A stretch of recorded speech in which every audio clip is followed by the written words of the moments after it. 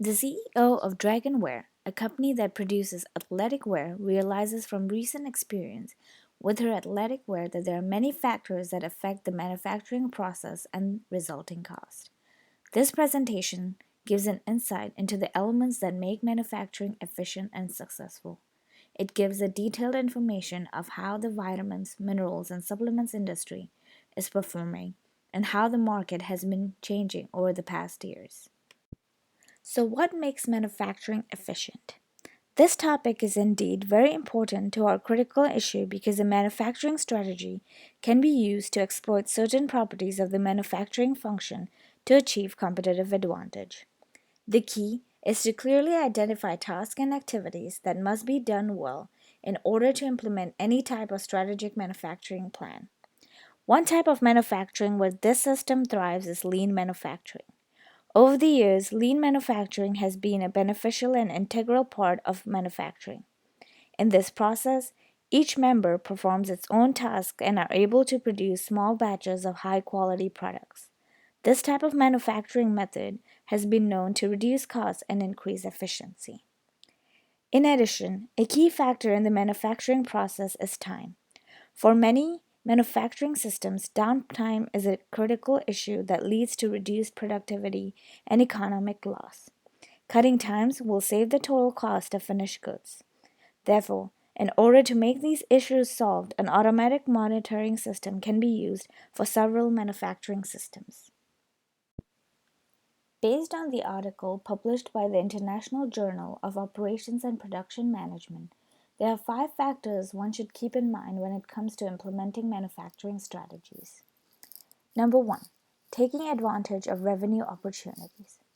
Manufacturing executives in North America are intently focused on related business goals of growing revenues and cutting costs.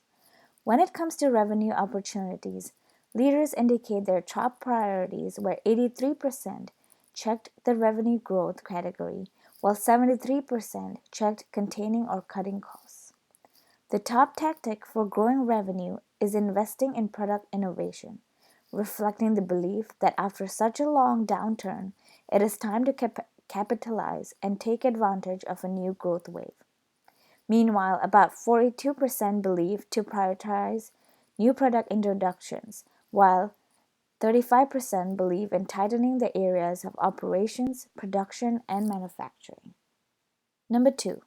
Tuning up operations and process optimizing. As manufacturers deal with the growing complexity of supply chains and distribution channels, the ability to tailor reporting systems and metrics is increasingly important so that they're able to spot potential issues as soon as possible and adjust processes before they turn into real problems. Number 3. Utilizing ERP across the enterprise. ERP stands for Enterprise Resource Planning. ERP has a great impact on finance and accounting. In fact, 59% of executives believe that their organization gets the most benefit from ERP. Number 4. Finding harmony among diverse applications.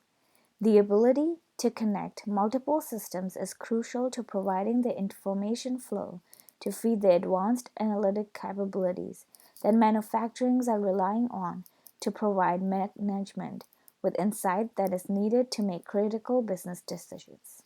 And lastly, number 5, coming to grips with this complexity.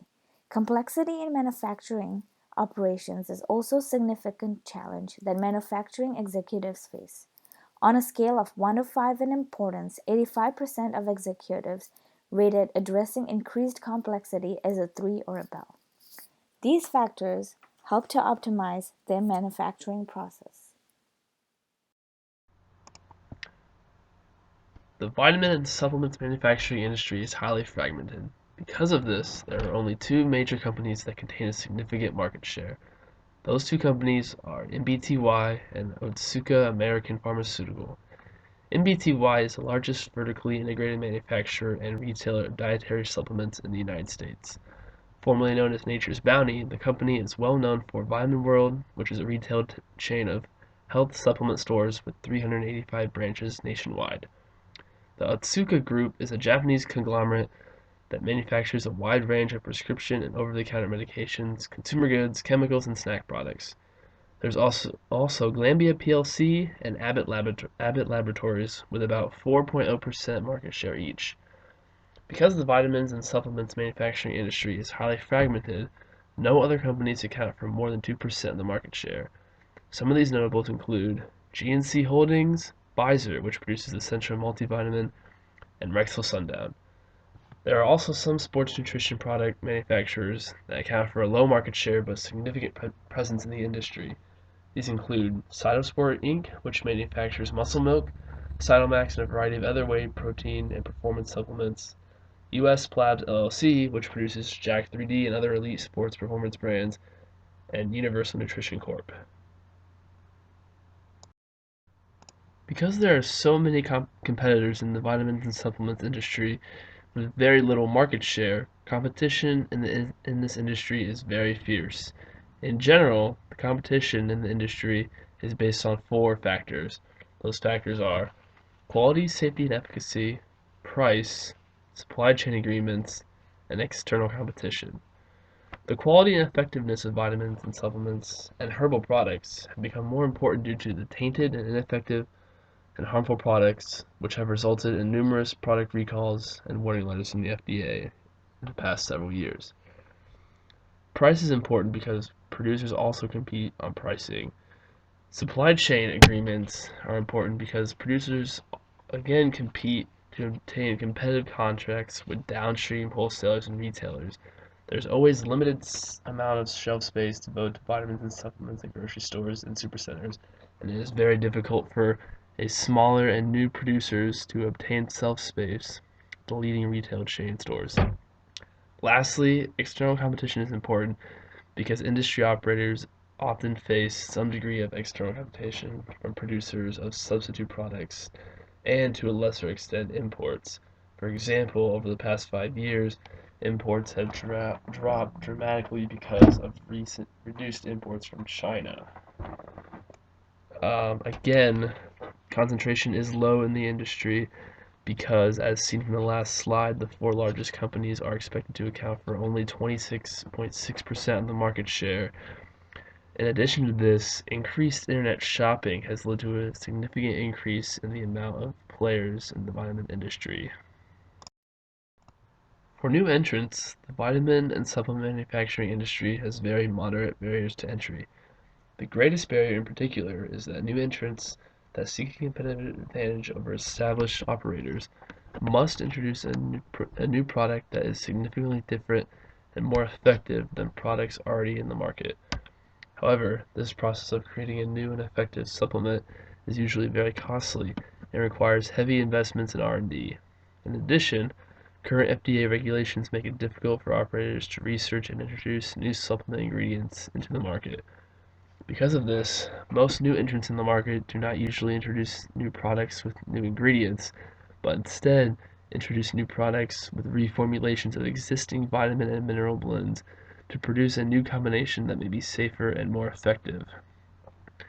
Since dietary supplements are not subject to the same level of regulatory overlook as pharmaceuticals or other medications, new entrants will face very few technical barriers to entry. However, new entrants should ensure that their facilities are compliant with current good manufacturing. In addition, new entrants might have to obtain a food or dietary supplement manufacturing license or permit, and these requirements vary across state lines. The VMS market is a pretty big market, and it is still developing. In 2015, the sales was $27,592, and the growth rate from 2014 to 2015 was 4.8%. In 2016, the sales is expected to be $28,995 million, and the growth rate will be 5.1% from 2015 to 2016. Also, in 2017, the sales is expected to be $30,614 million, and the growth rate will be 5.6%. As you can see in the chart, the VMS market is still growing steadily. VMS market has grown 30% from 2010 to 2015, and it is expected to remain the same rate for a few more years. This is the industry structure chart. To highlight some points, the concentration level is low, which is because the competition level is high. And the barriers to entry this industry is medium because the competition level is high and the regulation is in medium. There are four key success factors for VMS industry. First, the production of goods are currently favored by the market. Second, having a marketing expertise is really important because many people are influenced by the brand name. Third, the control of distribution arrangements. And fourth, the ability to navigate the regulatory requirements. If you're trying to enter the VMS industry, what you should know is you should know the market growth is led by the strong supplement sales, and some adults who are proactive about health are actually skeptical of vitamins, minerals, and supplements, so you should be aware of this. And the VMS industry is driven by aging population, stabilized household incomes, and the alternate formats of supplements. Also, this industry is having a really heavy competition, so there might be some issues for the entrants. As far as market demand goes, all product segments within this industry have experienced an increase in demand during the past 5 years, especially sports nutrition and herbal supplement products. Sports nutrition and herbal supplements are expected to account for a combined 47.4% share of the industry in 2016, up from an estimated 39.8% in 2011. Market trends are what affect market demand. So, as far as trends go, suppliers and consumers are moving away from all purpose multivitamins to focus more on specialized supplements for certain lifestyles. For example, people over the age of 60 are not going to take the same supplements as sports athletes.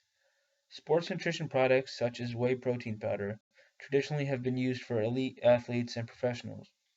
Demand for these goods from regular everyday customers has increased.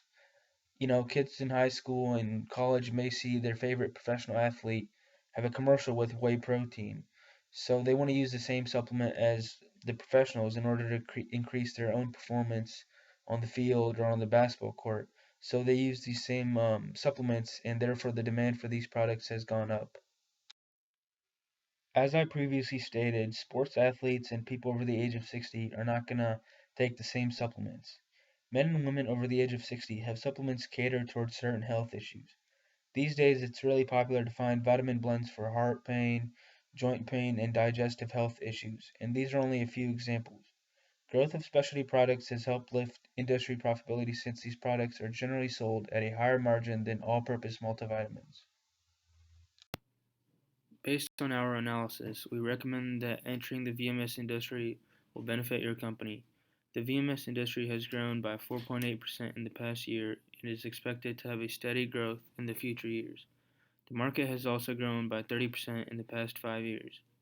The industry also has a low concentration, which means low competition. Another factor is that there are medium barriers to entry and medium levels of regulation, which makes today the best time to enter the industry. And also, as mentioned before, the key factors will play an important role to help Dragonware stay in the market and gain increasing revenues and success.